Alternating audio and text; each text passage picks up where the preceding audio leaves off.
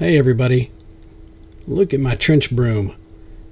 I found this 20 gauge barrel on eBay and couldn't resist.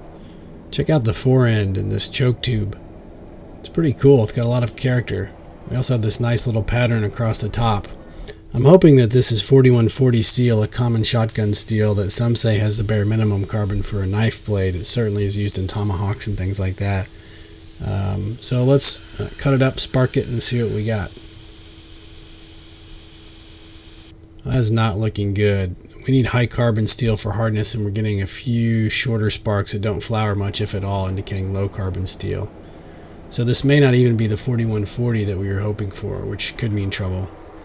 I'm still going to flatten it out, and we'll put it through some different quenches and see what we get.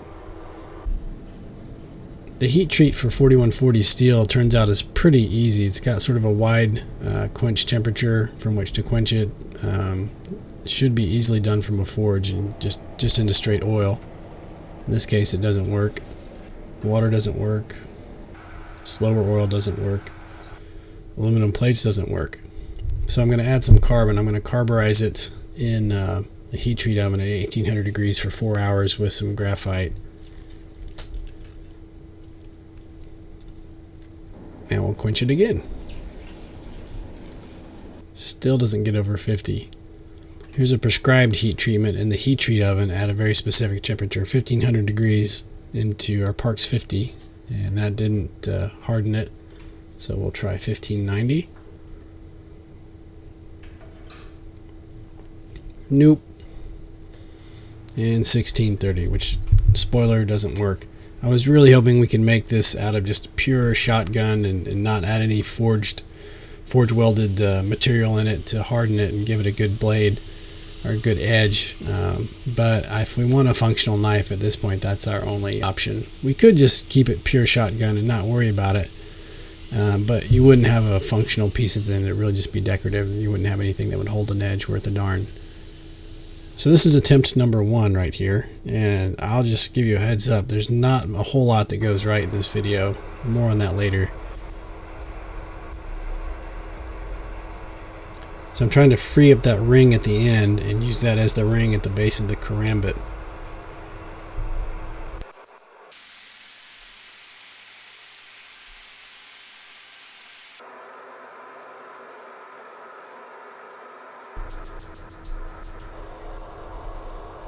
So we spread out the barrel, and now we'll use sort of this makeshift mandrel and try to get that hole dilated.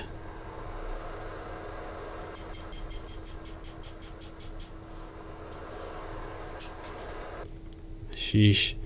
I mean, I don't know what to say. We got that pattern along the top, and we can try to incorporate that somehow, but the ring is just, I mean, that looks awful. And I don't know, I mean, am I going to clam it over on a piece of steel, sort of fold it in half, or this just did not turn out how I was hoping. So let's start from square one again. We'll use the fore end with the choke tube on it. That should add some character, so I'm sort of excited about this. And we'll take sort of a different tack. I'm gently going to mash it shut and try to preserve that pattern along the top, which will be the spine of the knife. This wooden mallet should help us. It doesn't leave marks or dents or deform the surface metal as much as a metal hammer. It really just sort of gently changes some shape. So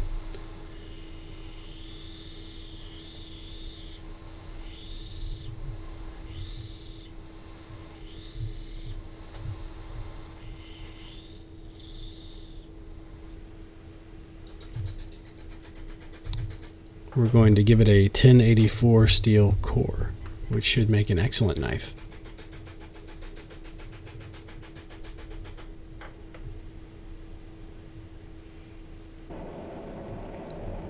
Back in the forge with some flux on it, and we'll forge weld it.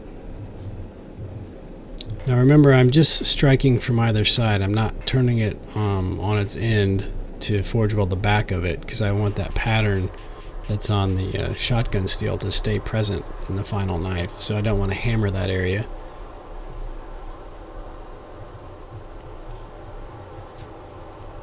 Now we need to put a little bend in it, and again I'm trying to do that without hammering the back of the knife either. And oops, it actually folds up on me next to the ricasso or plunge line where we forge welded the steel, and you can see how it sort of crumpled up on itself. Oof.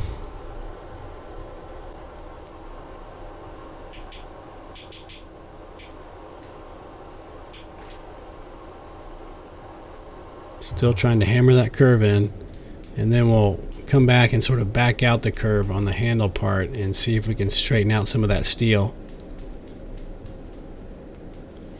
I think we did okay on the right side, but the left side is just not going to get much better than this.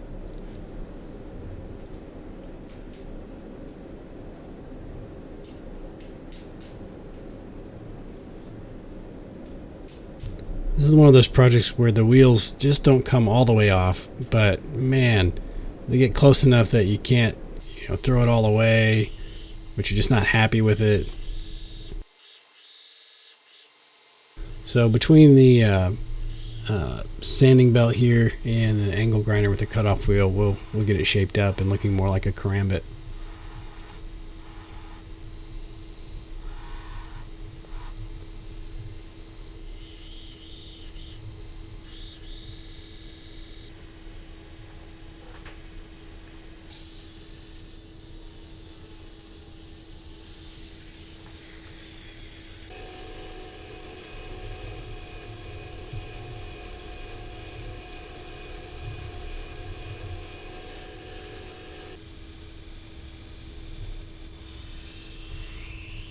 Time to grind in the bevels.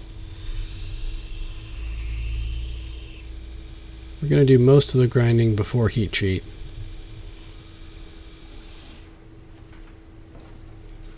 We'll even sort of take it to a finish grind on this Scotch-Brite belt. We're not going to do any hand sanding on this project. But a Scotch-Brite will take out a lot of the divots and deeper scratches and just sort of blend everything together. It leaves a pretty reasonable satin finish. And because we didn't hammer the top, we have this little hole running through the spine and coming out the front, which is sort of cool. It maybe, reminds you a little bit of the barrel. And that pattern is still present on the back there. So we had some success there. It's quenching in Parks 50.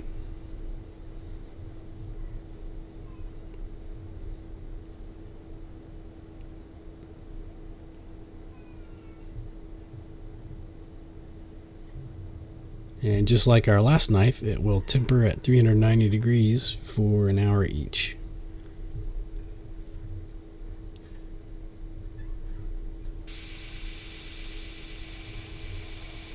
Now what are we going to do for the ring at the bottom of the handle? I actually took several shots at this, and I'll just show you, one of them, the one that we the one that we use.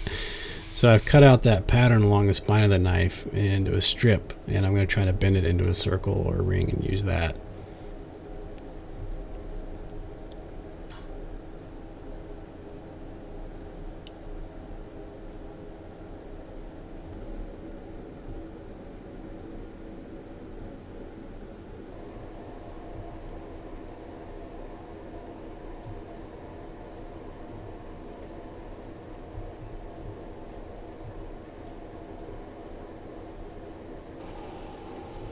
So once I get the basic shape going, I'll just finish it by hand at the forge.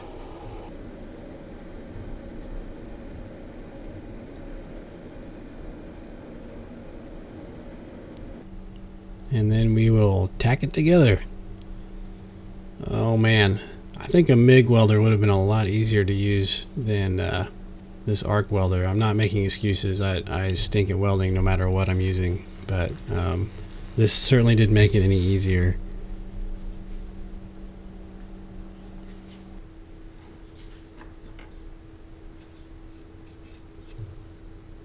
Pretty sweet. The choke tube fitting still comes on and off. So that's that first ring I was going to use. I sort of dilated to some degree a ring from the shotgun barrel itself, but it just didn't get wide enough or big enough. Then I looked at these metal rings on the ends of the forend, or the grip of the shotgun, And they're just very thin, and I wasn't sure that they would weld well. I thought that I might just burn through them pretty quick, so I didn't want to use those either. So I ended up making this thing, as you just saw.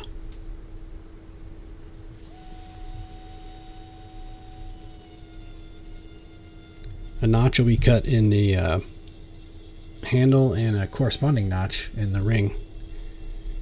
And then it's back to the arc welder, baby.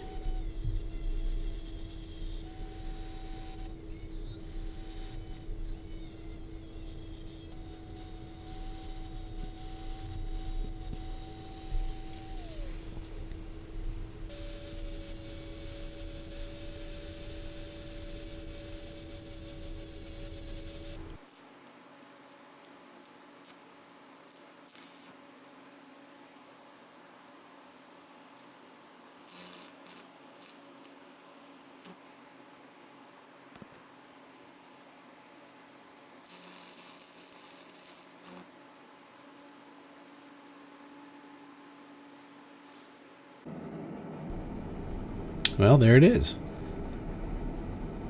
Not the prettiest weld. It feels steady, but you would look at it and have to acknowledge it's probably not the most solid weld.